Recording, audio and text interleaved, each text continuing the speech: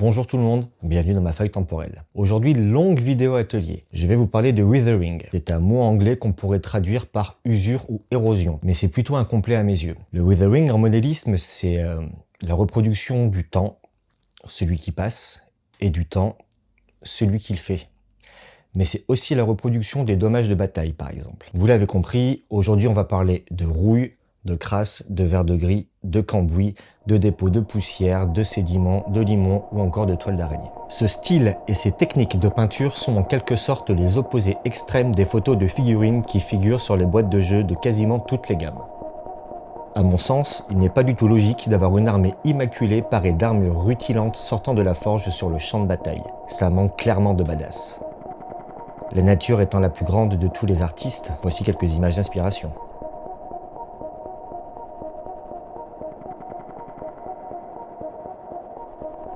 Pour appliquer quelques-unes de ces techniques, j'ai choisi une figurine particulière, un Gunpla, un Gundam de chez Gunpla, celui-là. Je ne l'ai pas vraiment choisi en fait. Cette figurine appartient à Thibaut, qui monte mes vidéos. Il l'avait en double, il m'en a donné une en me demandant à l'occasion de le customiser. Pour l'occasion, on va faire ça tous ensemble.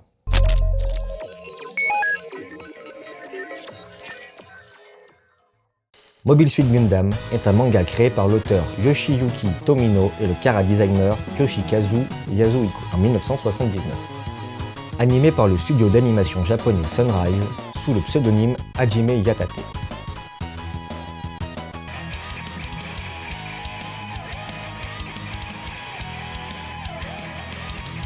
Son univers dépeint des batailles de mecha, des robots géants conduits par des pilotes au sein des cockpits intégrés, sous fond d'intrigues militaires et de guerre spatiale. Entre 2006 et 2009 sortait une série de romans appelée Gundam Unicorn, écrite par Harutoshi Fukui. Les romans furent adaptés en animé en 2010 par le même studio d'animation. C'est lors de ces aventures qu'apparaissait pour la première fois le mecha qui nous intéresse ce jour, Sinanju.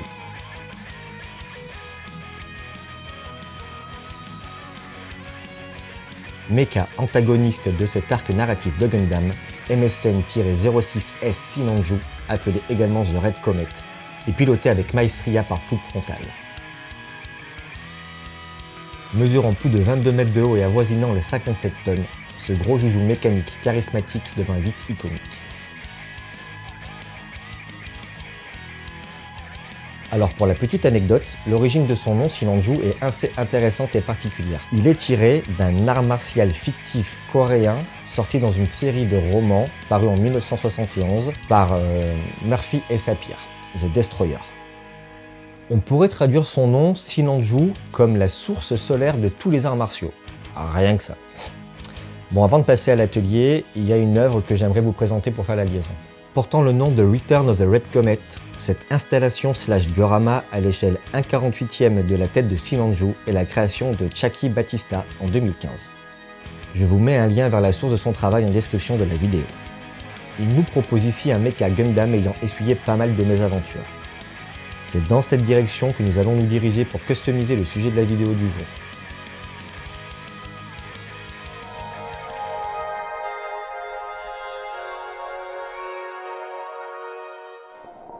Et donc voici le sujet du jour, une figurine Gunpla de chez Bandai. Ce sont des modèles de figurines dont les pièces, sur grappe, sont assemblées soi-même, et certaines peuvent même se combiner entre elles. Retenez d'ailleurs ces grappes vides, elles vont nous servir d'ici un petit moment. Une fois clipsées, toutes les parties de la figurine restent amovibles. Notre première tâche sera de la décomposer pour retirer les autocollants et lui donner une pose définitive.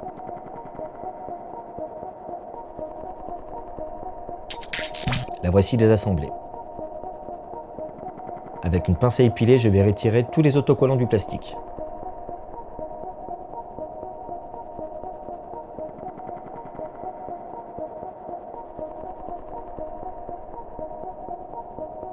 Ensuite, un assemblage à la glu s'impose.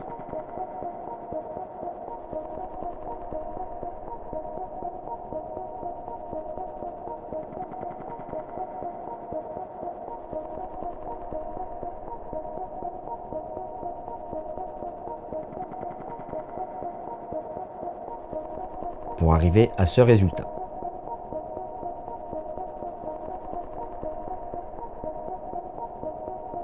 Je souhaite une figurine aérienne, en donnant l'impression qu'elle est en plein vol. Je vais me servir de ce débris de plastique comme support, sur lequel j'ai prévissé une vis. Le coller généreusement, et pendant que la colle est fraîche, vissez la vis qui tombe pile poil dans un orifice pour la guider. Arrêtez-vous dès que vous sentez que cela force trop. Une petite pince de serrage pour bien maintenir l'assemblage le temps du séchage ne sera pas superflu. Et voici la position finale.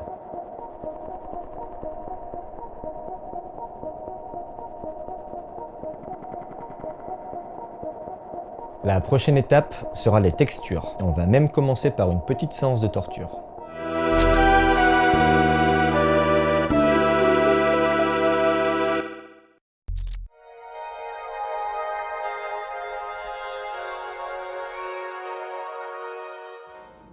On va volontairement abîmer la figurine.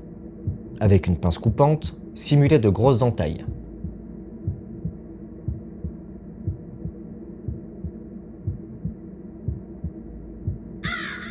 Avec le scalpel, continuez de rayer le bouclier.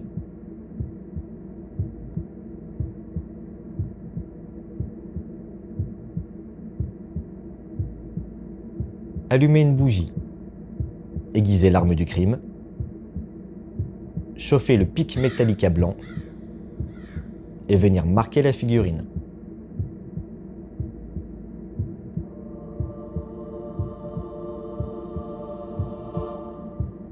Pensez à nettoyer de temps en temps l'accumulation de plastique brûlé sur l'outil. Cette technique reproduira parfaitement l'aspect d'une armure fondue par quelques coups d'épée énergétiques ou encore de tir de plasma.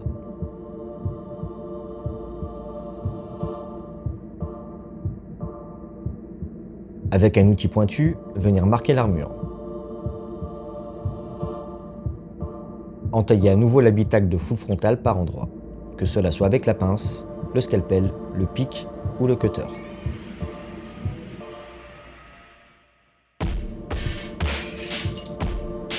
Pour continuer à texturer la figurine, je vais me servir de quelques pâtes. La première, c'est cette peinture acrylique texturée que je mélange avec un peu de colle à bois.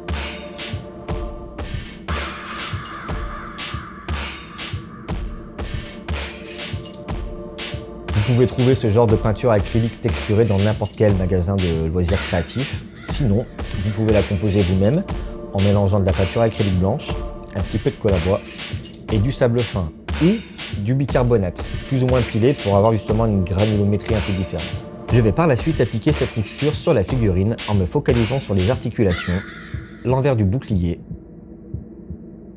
et partout où la crasse est censée le plus s'accumuler.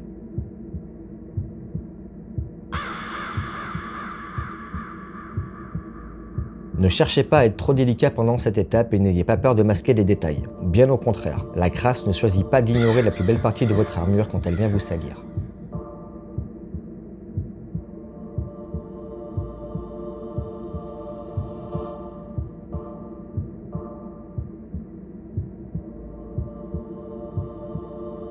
Cette première couche grossière déposée, sans même attendre qu'elle ne soit sèche, je saisis le Technical Agrellan Earth.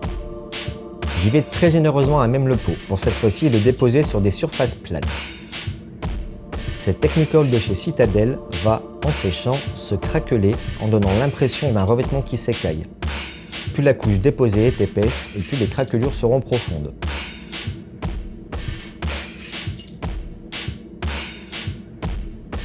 Regardez le résultat quelques heures plus tard.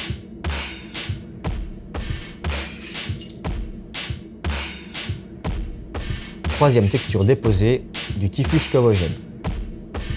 Je vais surtout m'en servir pour faire la liaison entre la peinture texturée et les surfaces planes et corroder un peu plus ponctuellement ces dernières.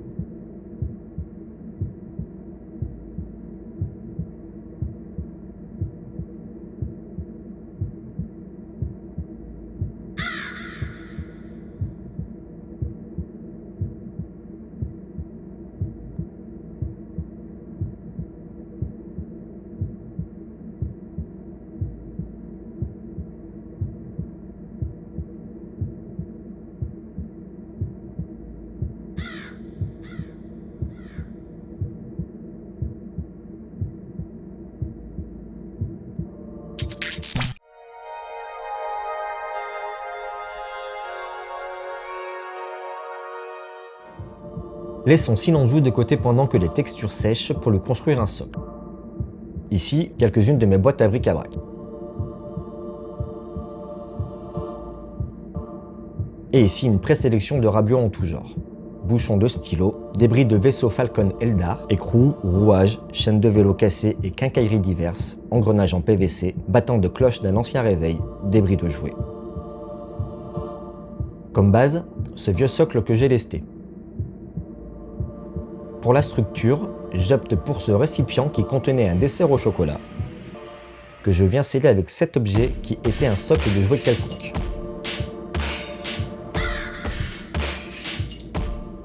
Alors personnellement, c'est toujours un petit moment de grâce quand deux rabios qui n'ont strictement rien à voir se complètent à la perfection. On a donc ici une base de bunker futuriste qu'on va agrémenter par la présélection de rabios qu'on a fait. Pour donner de la hauteur à la composition, je vais me servir de cette chute ramassée dans une poubelle de chantier. Cela fera une poutre métallique industrielle du plus bel effet. L'entrée du bunker assemblée, il faut déterminer la hauteur et l'angle de la poutre métallique qui servira de support à la figurine. À l'aide de cette dernière, je prévisualise un angle de collage.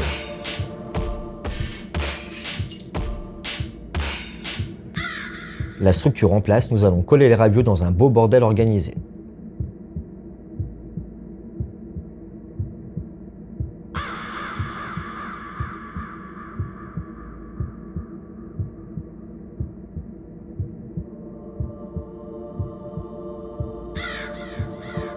Voici l'assemblage.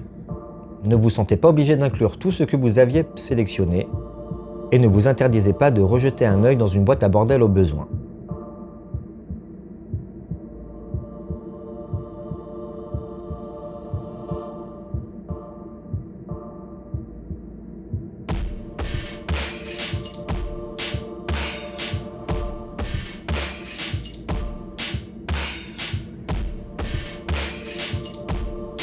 Pour consolider l'ensemble, je vais me servir de cette pâte qui sèche à l'heure libre, trouvable également en boutique de loisirs créatifs.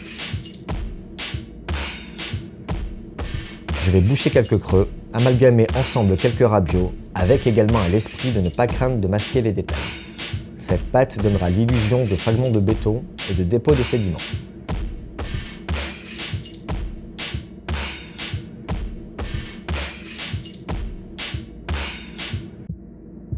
Voici un peu de quincaillerie supplémentaire. Je vais en insérer par-ci par-là dans la pâte encore fraîche.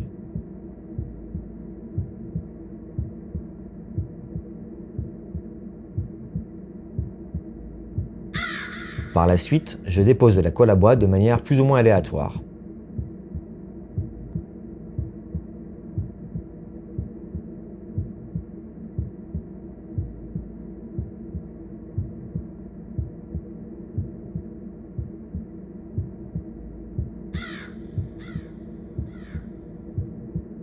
Que je viens sabler par la suite.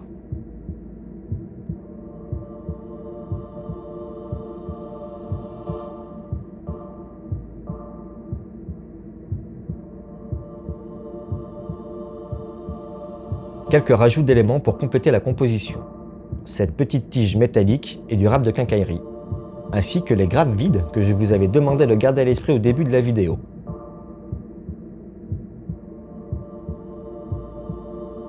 Je décide de conserver également ces kanji pour décorer la façade du bunker.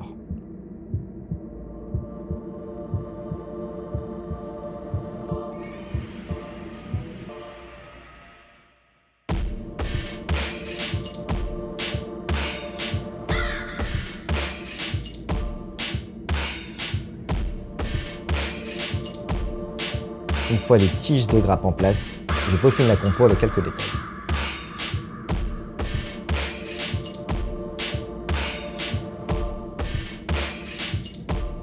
La touche finale sera apportée par un dernier sablage pour unifier le tout.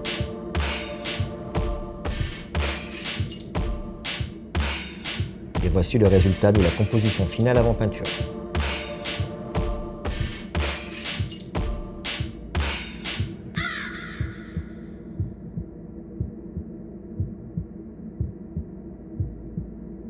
Tout est prêt pour la mise en couleur, on va pouvoir passer à la peinture.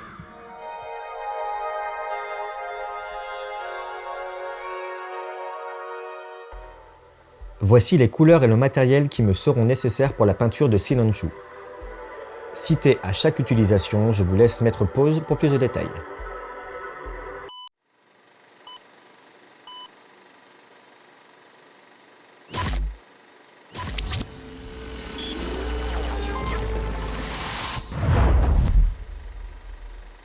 Pour la couche de base, je vais me servir d'un aérographe. Ici le petit compresseur et à côté une station de rinçage qui me sert également de support. Pour l'aérographe, je me sers de la gamme Model R de chez Valero. Et je choisis un beau rouge. On est parti pour plusieurs couches fines pour recouvrir toutes les pattes texturantes et poser un aplat sur lequel les peintures accrocheront bien.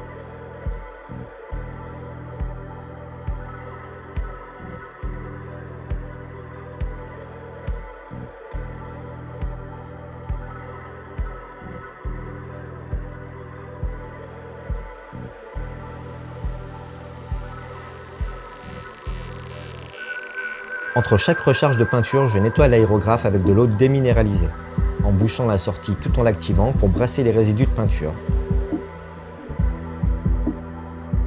avant de le purger dans ma station de rinçage. Nous voici sur une bonne sous-couche uniforme. On va pouvoir appliquer toutes les couches de base. Première utilisée, de l'Adeptus Battle Grey. On va repeindre quelques articulations,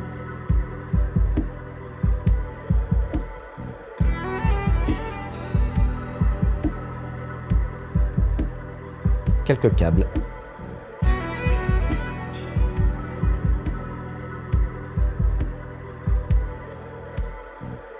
des détails du casque,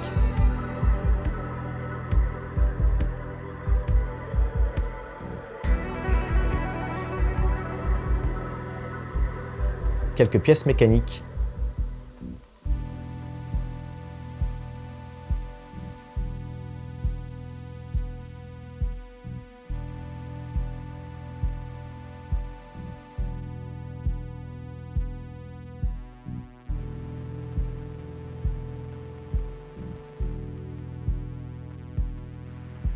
et pour en finir avec le gris, les mains et les engrenages.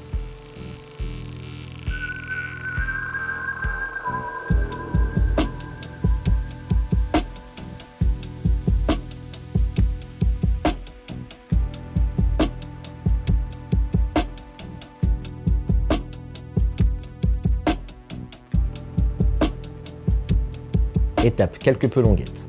Il y a moult petits détails à repeindre de cette couleur.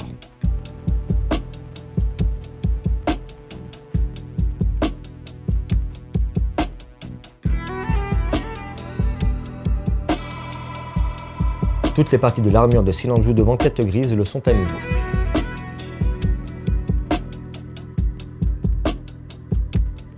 Prochaine teinte, du Corax White, pour redonner une touche de pâleur au réacteur et propulseur.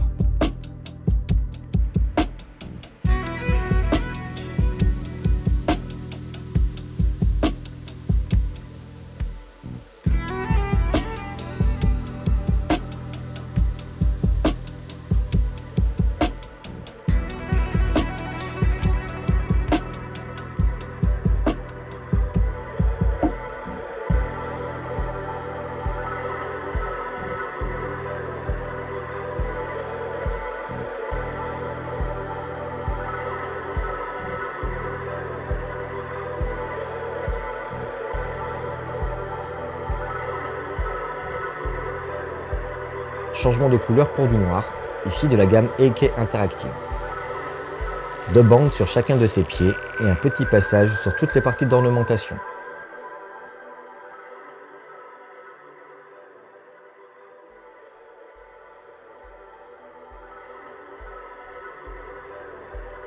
Les nombreuses et petites aérations, le symbole pectoral qui est, je vous le rappelle, le cockpit de full frontal.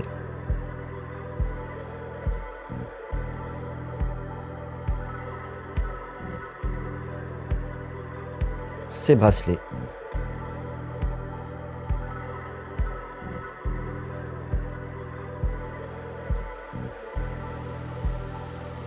Et pour terminer, l'effigie de son bouclier.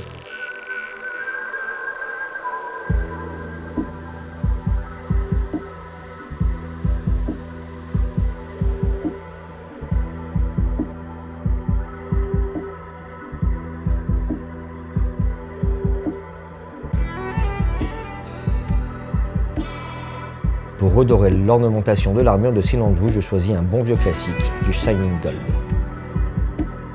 Je vais faire cette étape hors caméra, c'est à nouveau une étape qui ne nécessite pas vraiment d'être détaillée. Les liserés dorés sont tous repeints. Sinanju a retrouvé ses couleurs originelles. On va enfin pouvoir passer aux prochaines étapes.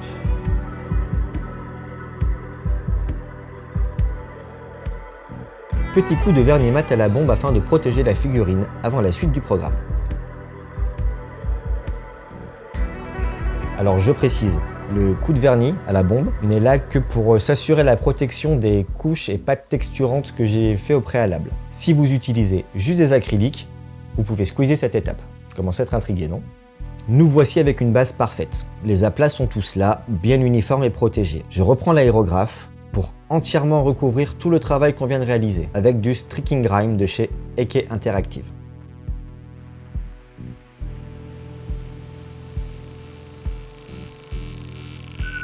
Ouais, vous avez compris.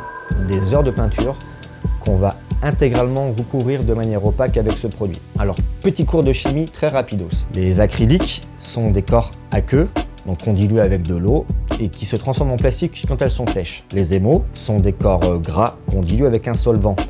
Ils ont une manière de se comporter qui se rapproche plus de la peinture à l'huile. D'accord ? Vous vous souvenez tous en fait de ces petits pots de maquette en métal rond qu'on ouvrait avec un tournevis ? C'est ça un émail. Un passage intégral à l'aérographe. Les recoins les plus galères à atteindre seront réalisés au pinceau. On ne pourra plus retoucher les couleurs de base après cela, d'où l'importance de prendre le temps de poser de beaux aplats nets au préalable.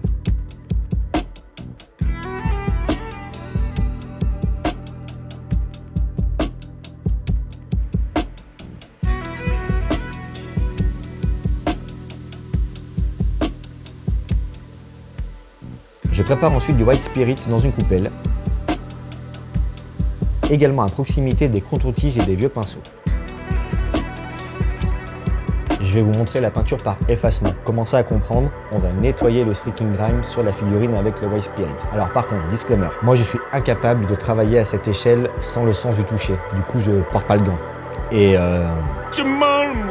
par contre, le masque, c'est obligatoire. Entre les vapeurs du White Spirit et de l'émail, ça englobe un peu. Ouais. Le fait de retirer l'émail au White Spirit aura au final sur la figurine un effet de patine similaire à un lavis, mais beaucoup plus réaliste. Je détrempe un coton-tige dans le White Spirit et la magie opère.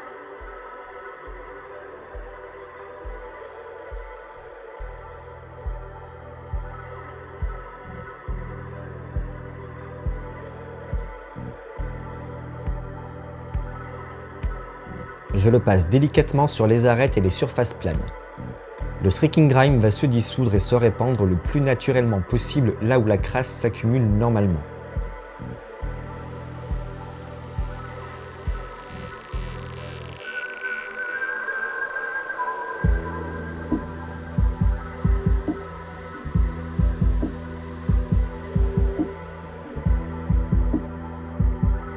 Lorsque je souhaite des surfaces plus propres, j'y vais directement au pinceau en l'égouttant avant de passer sur Sinanju.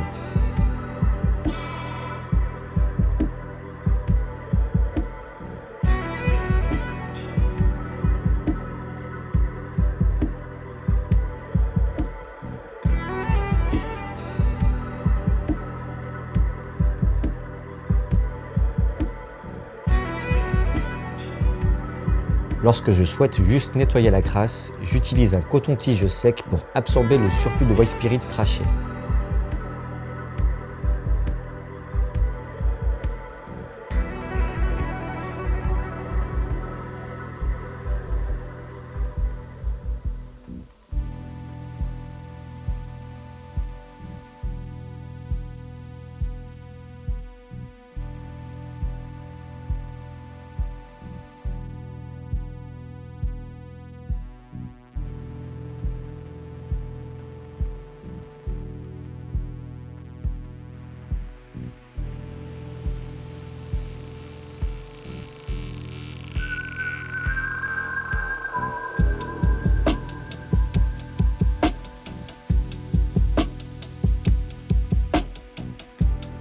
L'avantage de cette technique, en fait, c'est qu'on retire physiquement de la matière. Donc, Vous pouvez répéter ce processus autant de fois que vous voulez jusqu'à satisfaction sans risquer de masquer les détails les plus fins de la figurine.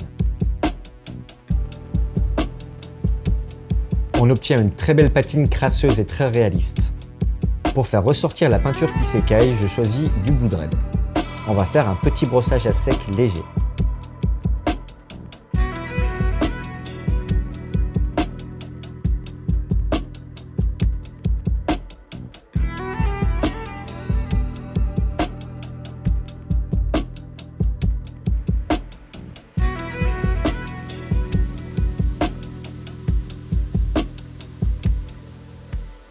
Pour apporter plus de nuances à l'armure, toujours avec la même couleur, je vais me servir d'éponge.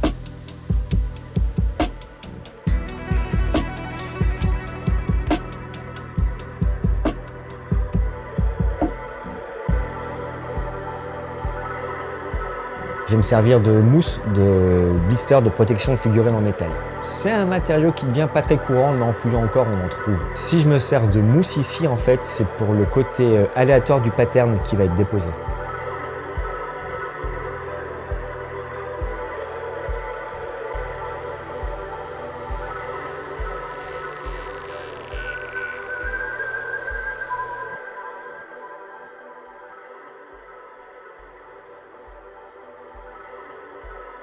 Je choisis ensuite une petite éponge naturelle pour obtenir un pattern moins fin.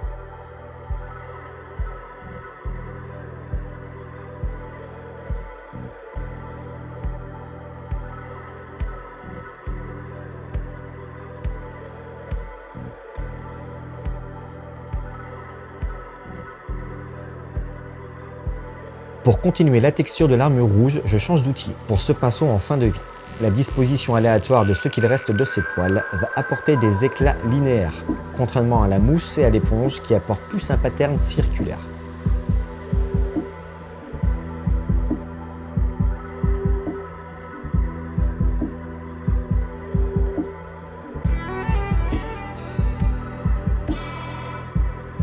Toujours avec du Blue Dread, mais déposé cette fois-ci au pinceau fin, je vais surligner quelques arêtes et rehausser légèrement quelques surfaces planes, pour apporter plus de lumière et simuler la crasse retirée de l'armure lors des chocs.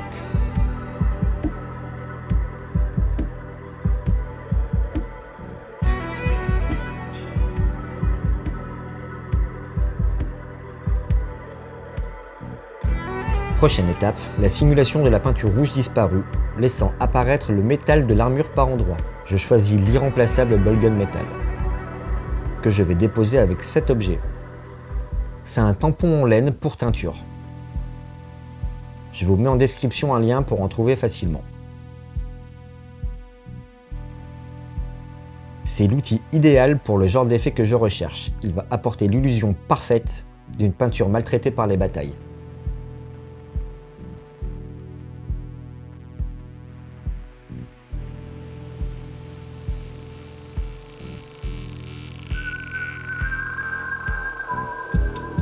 Je vous laisse juger par vous-même.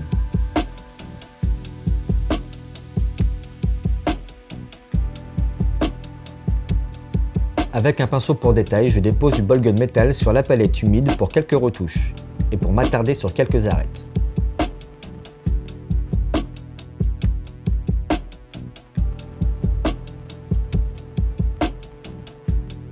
Avec le pinceau, on est plus précis qu'avec de la mousse ou un tampon en laine, mais la difficulté consiste à ne pas reproduire un pattern schématique.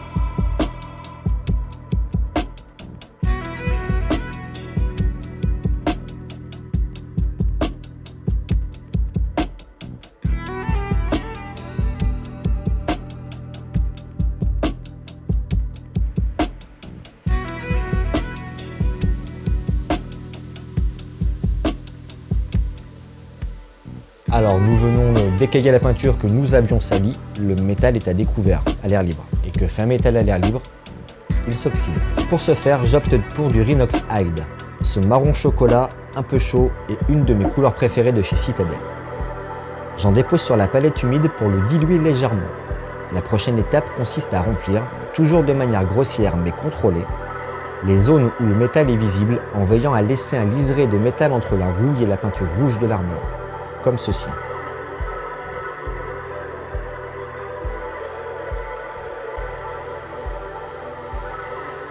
Quand les éclats sont plus petits, venez juste piqueter le métal.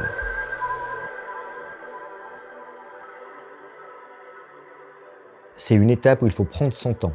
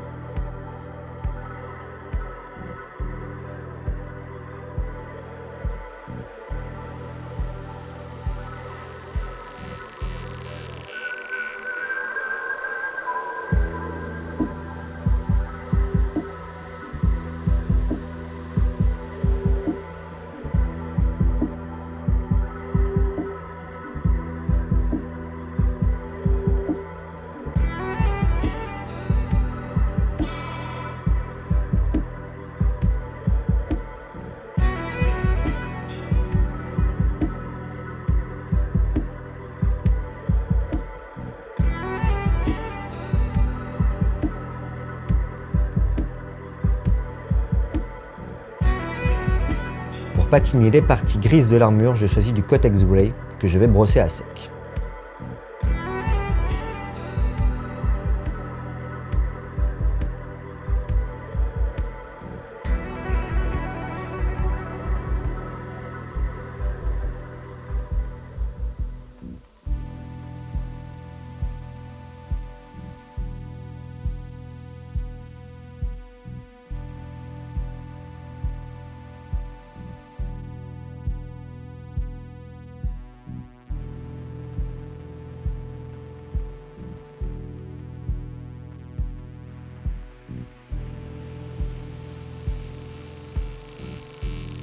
Une fois que vous avez terminé le brossage, toujours avec la même couleur, faites un passage intégral sur l'arme de Silenju. Pareil, je vais le faire hors cam. Avec un pinceau fin et toujours du Codex Grey, on va apporter quelques touches de lumière sur l'armure.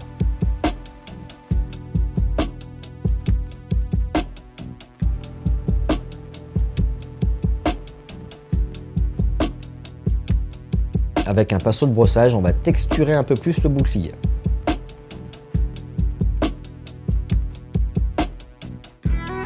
Quand ces étapes sont sèches, on va apporter les ombres avec de l'oil. Un passage sur toutes les parties grises de l'armure et un passage généreux sur l'arme.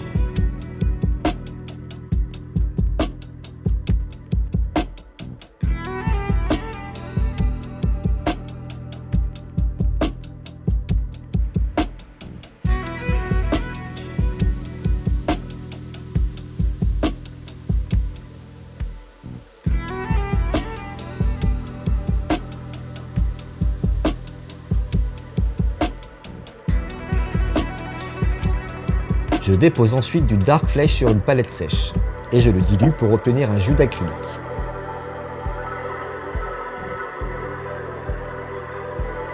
Ce jus va apporter une seconde nuance de rouge sur le métal piqueté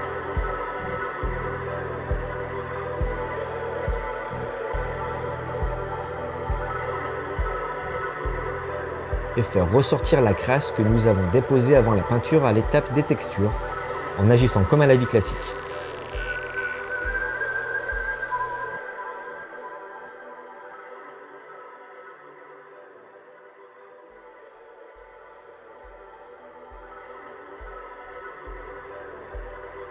Je choisis ensuite du Wild Rider Red pour apporter plus d'intensité à la rouille crasseuse, traitée de la même manière que la précédente couleur, mais en me concentrant là où les dépôts sont les plus importants. J'arrive à ce résultat.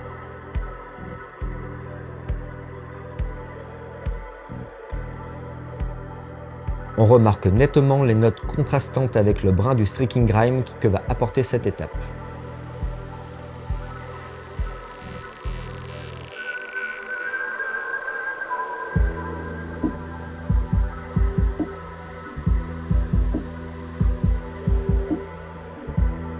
Une fois que ces lavis sont secs, pour raviver son arme, un petit brossage en Adeptus Battle Grey.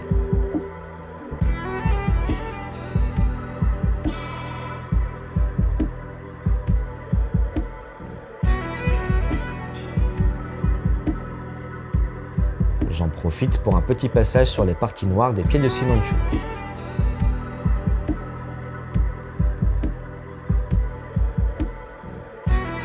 Place au détail. Pour peindre l'œil du mecha et les lunettes de son fusil laser, je choisis du Corax White et un pinceau fin. Il s'agit d'être minutieux.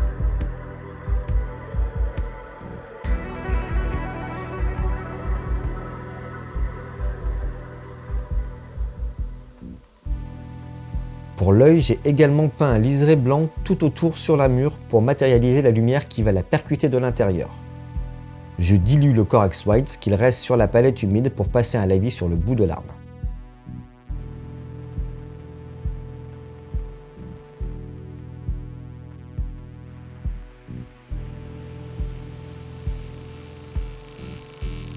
La peinture de Sinanju est presque terminée.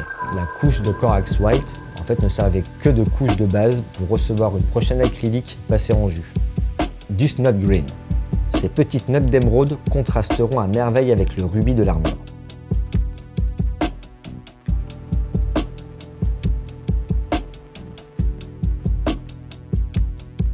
Je dilue ensuite le noir déjà présent sur la palette pour soutenir quelques ombres sur l'arme.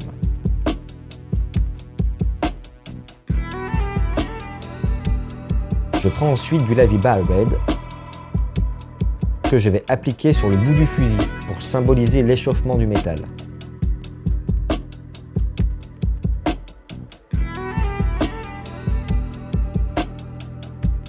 Pour apporter des reflets aux lentilles, je choisis ce vert très clair, presque jaune, de chez Prince August. Alors désolé, mais avec le temps, le nom de la peinture s'est effacé. Je le dilue assez pour apporter quelques nuances.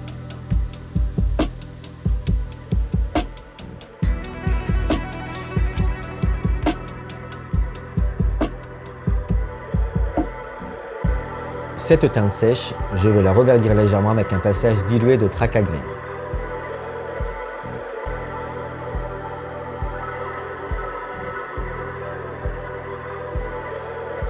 Avec de l'Adeptus Battle Grey, je vais refaire un brossage léger sur toute l'arme, sauf sur les lentilles bien entendu. Pour conclure les lentilles, des mini points d'impact de lumière au Skull White.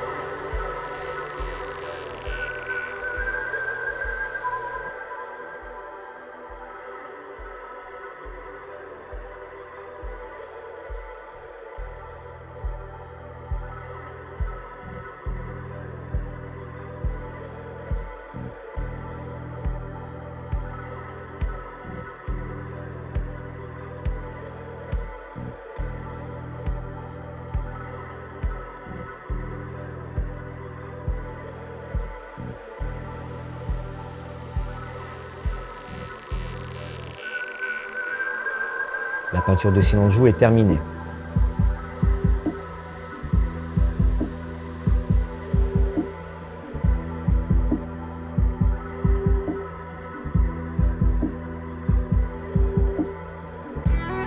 Passons à la peinture du socle.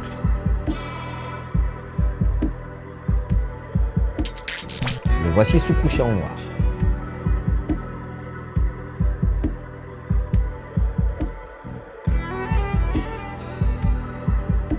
J'ai volontairement ignoré cette partie qui sera peinte après le collage de la figurine. La couche de base du bunker sera du Rhinox Hide.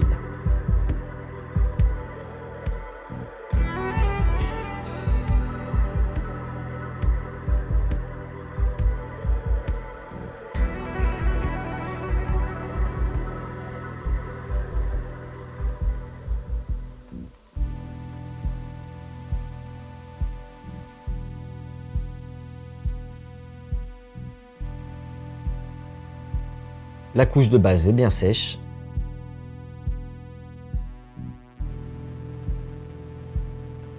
Je vais utiliser par-dessus ce produit de masquage. C'est tout simplement du latex liquide. Je vais l'appliquer sur la peinture intacte Rhinox Hide, la couche de base du bunker. Et on va appliquer par-dessus une couche beaucoup plus colorée, contrastante. Et quand on retirera du coup ces petits éclats de latex, on va retirer physiquement de la peinture. Donc on va vraiment créer une écaille de peinture qui se décolle. Un effet impeccable. Par contre, cette fois-ci, je ne vais pas le protéger au vernis. Et c'est volontaire. Je veux qu'il soit altéré plus tard par le White Spirit que je vais mettre pour retirer les couches. et cela va l'amalgamer par endroits. On va avoir un mélange d'écailles qui se retirent, amalgame de crasse et de peinture, ça aura un rendu du bel effet, vous verrez à la fin.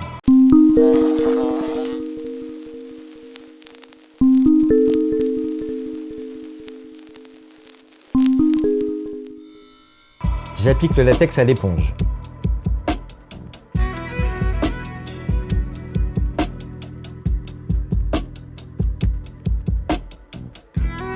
En exagérant sur les arêtes.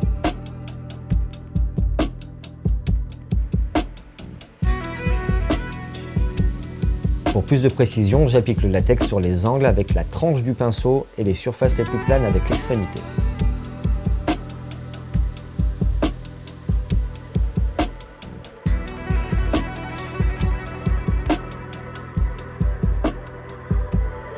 Quand le latex est sec, il perd sa couleur très vive. Cela vous donnera le top départ pour la suite du programme. On va ressaisir l'aérographe pour passer une couche d'émail Brown Blue Wash de la gamme MIG sur l'intégralité du bunker.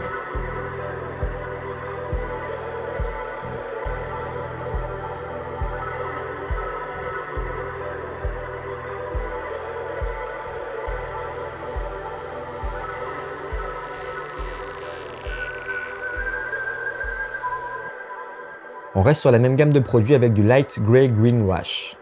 Je vais appliquer au tampon de laine.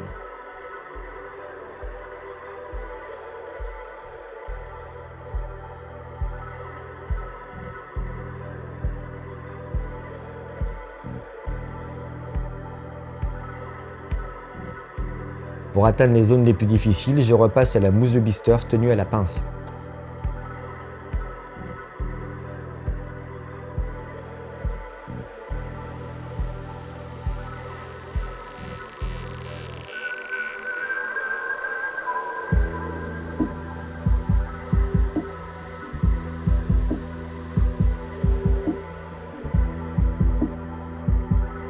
Cela terminé, je vais délaver les deux émaux avec du White Spirit pour dégrader un peu les couleurs, faire une jolie transition et donner un aspect de vieille peinture.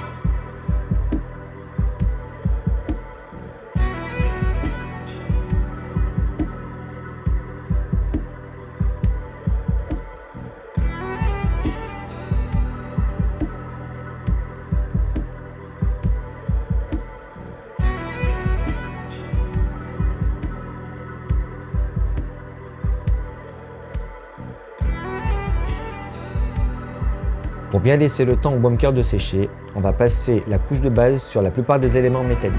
J'utilise une nouvelle fois du ball gun métal. J'ignore encore ces parties qui seront peintes une fois Sinanju collé sur son socle.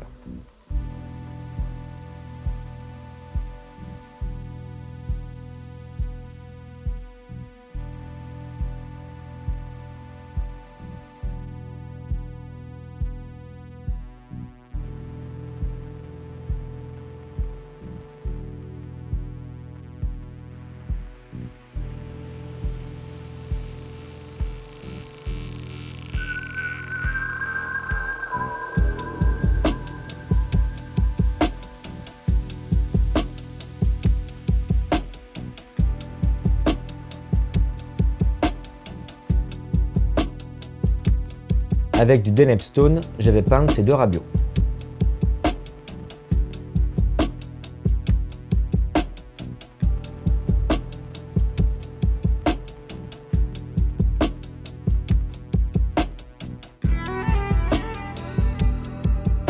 Avec du Tin Beat, je vais apporter une autre teinte métallisée.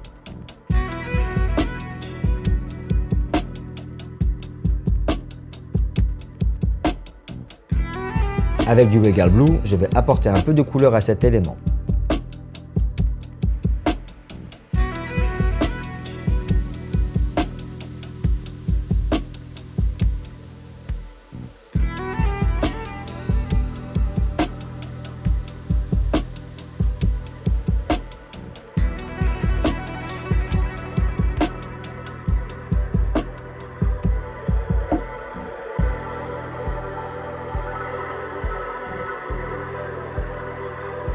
Pour réaliser la première oxydation des éléments cuivrés, je vais diluer du Cabalet Green à environ 50%. Je veux qu'il reste bien couvrant. Rappelez-vous l'astuce que je vous donnais lors du premier tuto, quand on cherche à obtenir un lavis avec une acrylique, ce que j'appelle un jus d'acrylique, cherchez à obtenir la consistance et la texture du lait, c'est-à-dire un liquide opaque mais qui devient translucide quand on l'étire.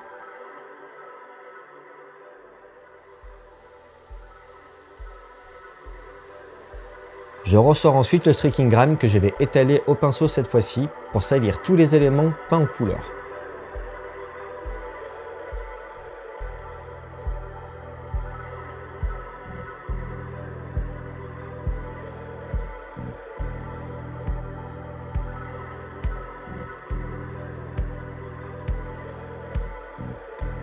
J'y vais généreusement en matière sans chercher à être très précis comme d'habitude, au contraire.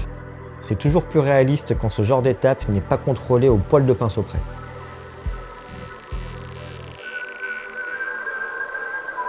J'en profite aussi pour déposer de l'émail sur la façade du bunker et dans les creux les plus profonds de la structure.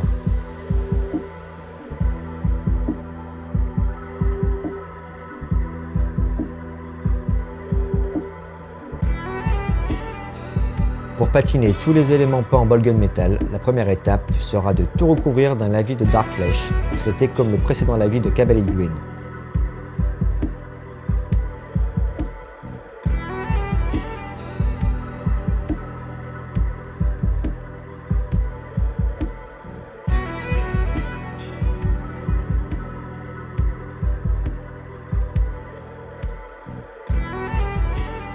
Pour apporter une nuance de rouille plus claire, je vais me servir de l'émail Light Rust Effect de chez MIG, déposé au pinceau pour recouvrir presque intégralement les éléments à faire rouiller.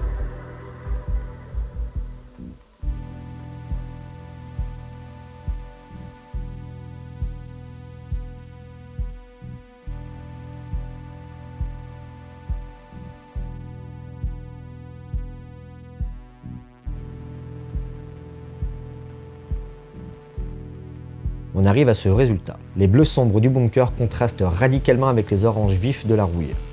Rouille qui craque elle-même par endroits. J'ai préparé un vieux pinceau de brossage à poil dur, un cure-dent et une pince à épiler sur l'établi. Il est temps de retirer le latex liquide. Avouez-moi dans les commentaires, je suis sûr que certains d'entre vous avaient déjà zappé cette étape. Étape qui, personnellement, me procure beaucoup de satisfaction.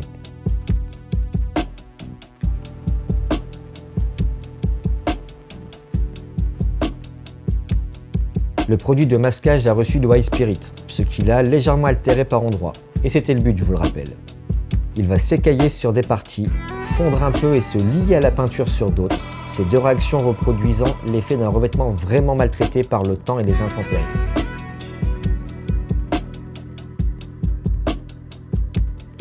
Prenez le temps lors de cette étape et utilisez des outils doux pour ne pas entamer la couche de peinture de base.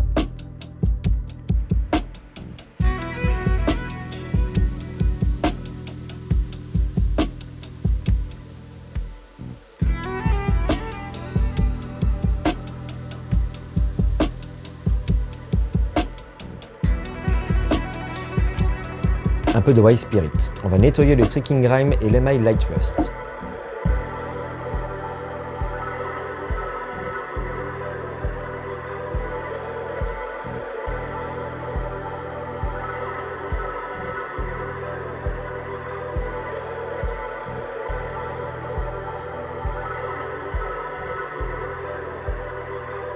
Ce dernier n'étant pour ma part plus tout jeune, il réagit un peu plus tardivement. N'hésitez pas à laisser le temps au White Spirit d'agir après un badigeon généreux, puis venir ensuite éponger avec un coton-tige propre et imbibé.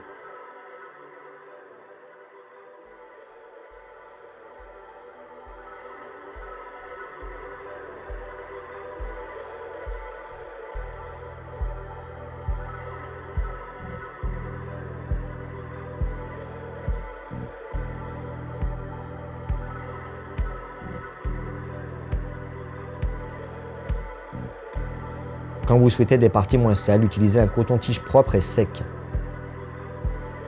Avec le pinceau, je vais tracer des coulures verticales sur le bunker. Et délayer un peu la crasse par-ci, par-là.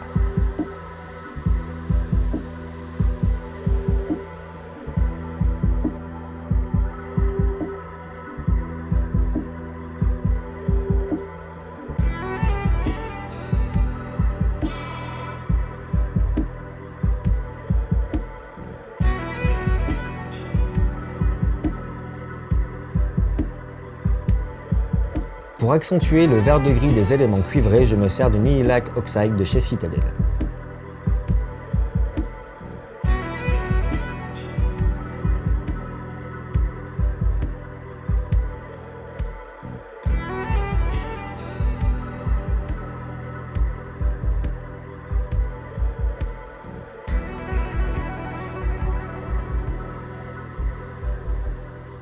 Les métaux vont par la suite recevoir un petit brossage pour faire ressortir quelques détails et accentuer encore plus les oxydations. Du Bolgon Metal pour les éléments avec la rouille.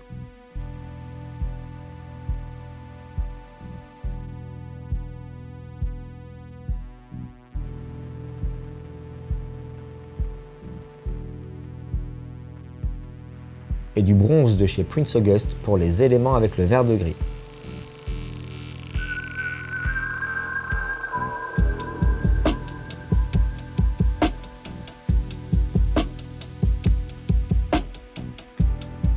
Ensuite, avec de l'Adeptus Battle Grey, on va peindre tous les gravats et le sablage.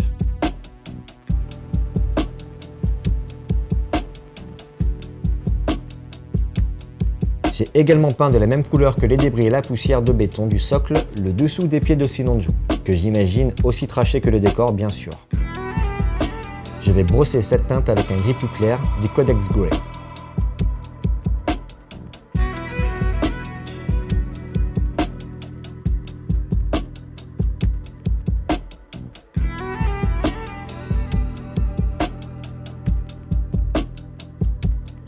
Quelques petits détails en rouge. Je réactive simplement avec le pinceau humide le Blood Red déjà présent sur ma palette.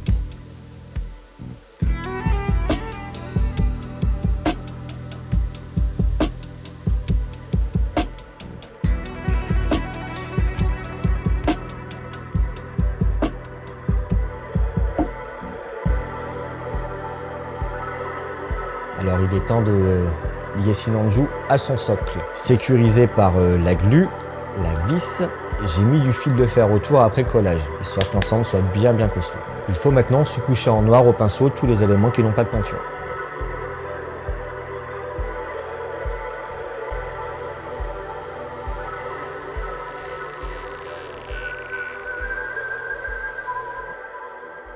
La sous-couche noire sèche, je vais brosser ces éléments toujours avec du Bolgon Metal. Cela donnera un effet métallique différent de celui que nous avons déjà traité. Plus huileux, crasseur ou couvert de cambouis que de rouille, même si on va nous l'apporter.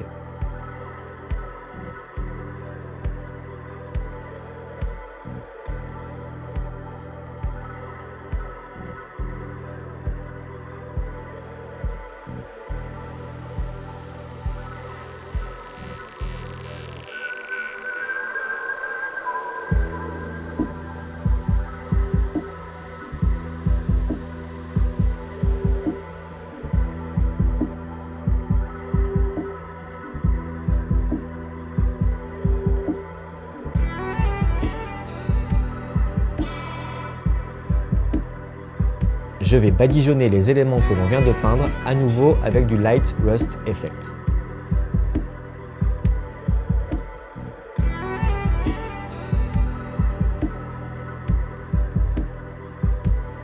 J'estompe le produit frais directement avec un coton-tige propre et sec.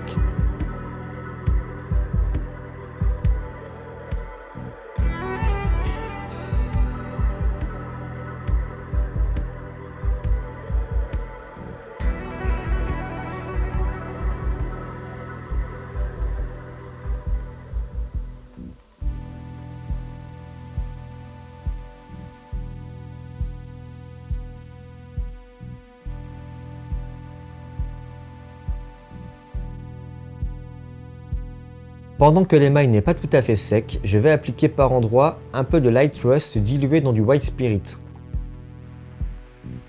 pour accumuler de la rouille dans les creux les plus prononcés et pour créer de la liaison entre les éléments du socle.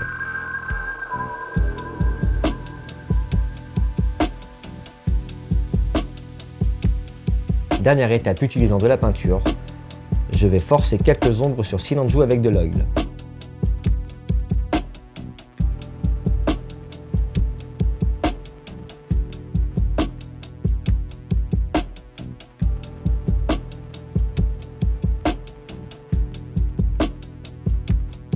Je change ensuite de pinceau. J'en choisis un vieux avec un bon réservoir pour passer un passage généreux sur les gravats et la poussière du socle.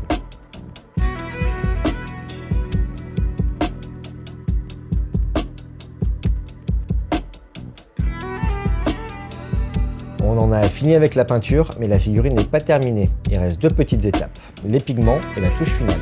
Munissez-vous d'un pinceau auquel vous ne tenez pas trop pour appliquer des pigments et conservez-le exclusivement pour cette utilisation par la suite. La première teinte appliquée sera du pigment Old Rust de chez Abethlung 502. Je me sers à même le pot.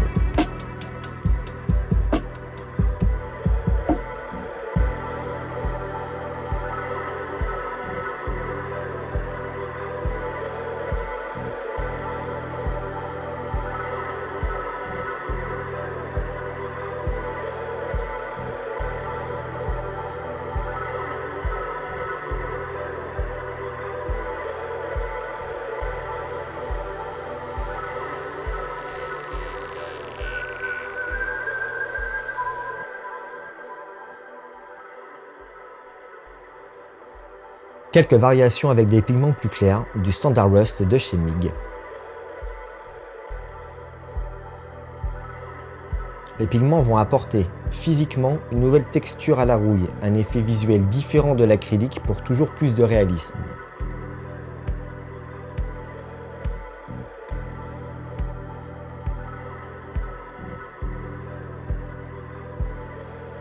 Alors personnellement, je ne me sers pas de fixateur de pigment, encore moins sur cette figurine, pour deux raisons. La première, c'est qu'appliquer un fixateur de pigment, que ce soit au pinceau ou à la bombe, ça va annihiler le côté poussiéreux en fait, et c'est absolument pas ce qu'on souhaite. La deuxième, c'est que cette figurine, elle n'a pas pour vocation à être manipulée, elle va être tranquillou dans une vitrine, voilà, pas besoin de mettre un vernis dessus.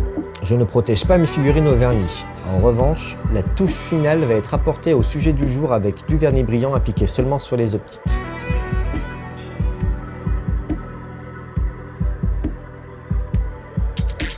Figurine terminée. Voici Sinanchu, The Red Comet.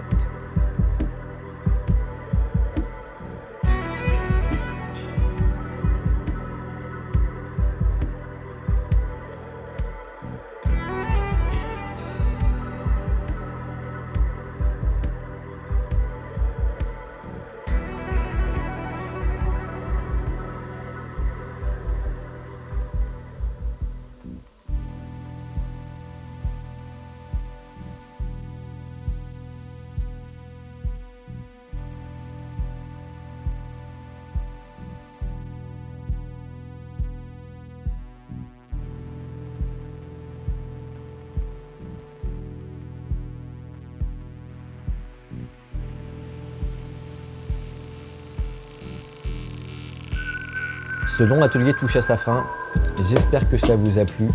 Les vidéos ateliers nous demandent beaucoup de travail, que ce soit en préparation ou en montage. Si vous aimez ce type de contenu long, presque méditatif, partagez-les et dites-nous dans les commentaires, ça motive toujours. Je tiens à remercier Bruno de Metal Tool pour m'avoir donné l'autorisation de me servir de son cover d'une OST d'un Gundam de Super NES que vous avez entendu au début de la vidéo. Je vous mets un lien vers sa chaîne en description. Vous verrez, allez jeter une oreille à ce qu'il fait, ses covers sont vraiment terribles. Un merci à Beufour, à Thibaut et à The Architect pour la réalisation de cette vidéo. Il ne me reste plus qu'à vous souhaiter de belles peintures, de bonnes parties et à bientôt pour une prochaine vidéo.